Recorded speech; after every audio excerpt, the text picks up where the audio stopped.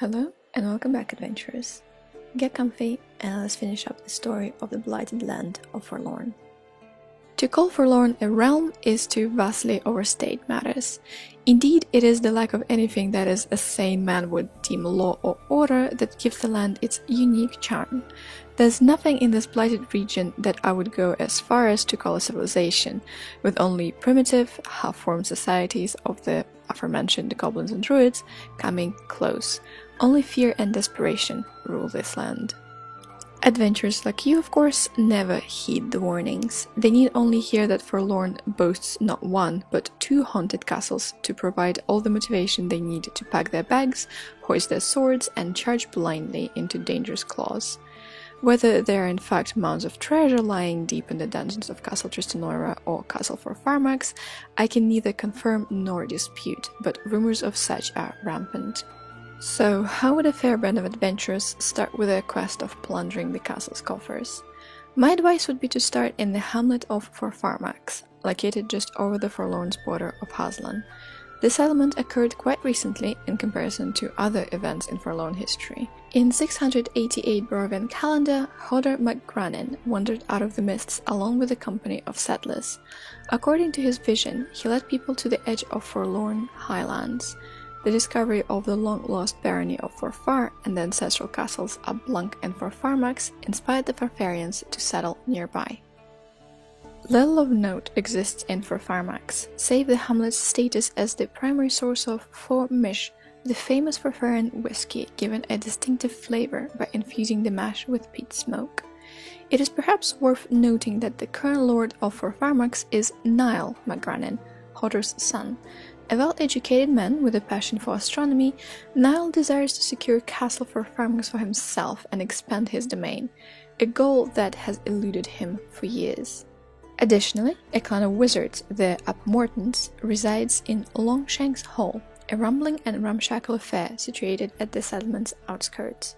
This sprawling family of mages has an unsavory reputation, despite being invaluable defenders of Forfarmax against goblin raiders, their vast store of Farfarian lore, and the tradition of many happy marriages into the family with attendant lavish weddings. Personally, I found them entirely agreeable.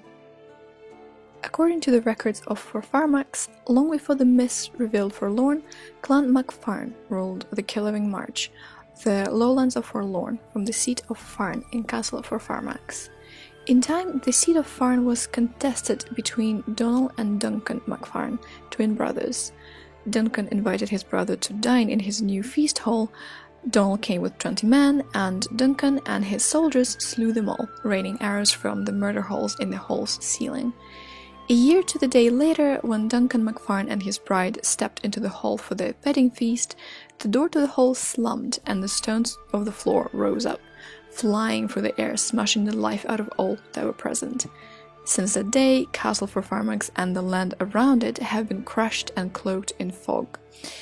Castle Forfarmax is a crumbling ruin, but within its walls the stony ghosts of hospitality still wait. Approximately 1 mile from the shores of the Lake of Red Tears lies all that remains of once prosperous village of Burnham, first ruled by the Upblunks and then by the Upfeets before it was destroyed in the cataclysm that transported the land to the Land of the Mists. In those days, the village was home to perhaps 1,000 people. Its largest building was Ablunk Hall, a medium-sized keep that was inherited by the Upfeets when they became the ruling family around 1637 for Farran calendar. Around the keep were scattered the homes of the commoners, buildings made of slabs of stone mortared in place like bricks and topped with thatched roofs. The shops and inns were built in a similar fashion, while the town halls and churches were more elaborate, with clan crests or god's holy symbols carved in the wooden beams of their walls. Upfeet Hall was completely gutted by fire in Forfar year 1930, when Mark Upblunk's mercenaries triumphed over the soldiers of the Upfeets. Today only a hollow shell of it remains. The rest of Burnham's houses were inhabited and in use until 1934 for Farran calendar, when Forfar entered Ravenloft as the domain of Forlorn. In that year, without a spring, crops refused to sprout, the earth trembled and groaned, and strange lights filled the sky. Most of the population of Burnham fled during what came to be known as the Time of Terrors. When at last the land was wretched into the demiplane of dread, those few humans who remained were transformed into goblins. Abandoning their homes, the newly formed goblins fled to the woods. The town of Burnham fell into ruin, as did the farmhouses that once dotted the land. Thatched roofs and wooden floors rotted away, stone walls crumbled in the violent tremors that reshaped the landscape. Few of the remaining buildings have one or two intact walls. Apparently, some distant ancestral memory continues to draw the goblins back to Burnham. They sometimes stand outside the ruined homes, staring intently at the scattered masonry with their glowing red eyes, as if trying to unlock the secret of their origin, or so the druids seem to believe.